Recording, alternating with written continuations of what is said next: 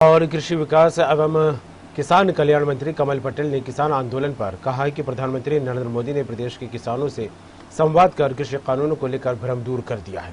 प्रदेश के किसान इससे संतुष्ट हुए हैं। कमल पटेल ने किसानों की ओर से उनका आभार व्यक्त करते हुए कहा है कि नए कृषि कानून किसानों की तकदीर बदलने वाले हैं। प्रधानमंत्री नरेंद्र मोदी प्रदेश भर में एक साथ आयोजित किसान सम्मेलनों में वर्चुअल शामिल हुए और किसानों से करीब 1 घंटा चर्चा कर कृषि कानून की विशेषताओं के बारे में जानकारी दी।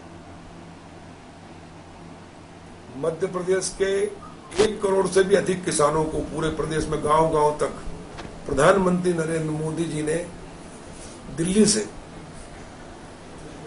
संबोधित किया 1 घंटा और किसानों को तीनों कृषि कानून के बारे में जानकारी दी, जिससे सारे किसान संतुष्ट हैं। मोदी जी के इस कानून के पक्ष में है। ये गांव की और किसानों की तकदीर और तस्वीर बदलने वाला कानून है। ये किसानों की आय दोगुना से बढ़ाने वाला कानून है। खेती घाटे से लाभ का धंधा बनाने वाला कानून है। और मोदी जी ने जिस प्रकार बताया है, तो सारी जो विपक्षी पार्टियां और जो तथाकथित किसान संगठन है, जिन्होंने किसानों को भ्रमित किया कि एमएसपी बंद हो जाएगी, मंडियां बंद हो जाएगी। आदरणीय मोदी जी ने कहा कि 6 महीने हो गए इस कानून को लागू हुए, लेकिन मंडियां भी है, एमएसपी पे खरीदी भी हो रही है और बड़े पैमाने खरीदी हो रही। कुछ नहीं हुआ, ये किसानों के हित में है। इसके अतिरिक्त किसानों को और अनेक विकल्प दिए गए हैं, जिससे किसानों के ज्यादा खरीदार होंगे तो भाव बढ़ेंगे फसल के, और के किसानों के हित में है। कॉन्ट्रैक्ट खेती भी किसान को रिस्क कवर करने के लिए जबरदस्ती कुछ नहीं है। और जितने भी कानून है ये किसानों को ध्यान में रखते हुए किए गए हैं, व्यापारियों को, उद्योगपतियों को ध्यान में रखते नहीं है।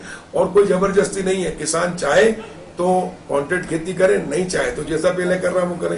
वो पुरानी व्यवस्थाएं सब रहेगी, लेकिन उसके अतिरिक्त उनको सुविधा दी है, जिससे कि खेती घाटे की बजाय लाभ का धंधा बने, किसान आगे बढ़े। और 1 लाख करोड़ रुपया किसानों के लिए आधारभूत ढांचे के लिए 3% ब्याज की छूट और बाकी सब्सिडियां जो 50%, 40%, 35%, 25% शहर के लोगों को मिलती थी, अब वो गांव के किसानों को मिलेगी, किसानों के समूह को मिलेगी, जिससे कि किसान अपनी फसल का लाभकारी मूल्य लेने में सफल होगा और एमएसपी के साथ वो एमआरपी में बेचने के लिए भी तत्पर होगा। इससे गांव आत्मनिर्भर बनेंगे, किसान आत्मनिर्भर बनेंगे और देश आत्मनिर्भर बनेगा।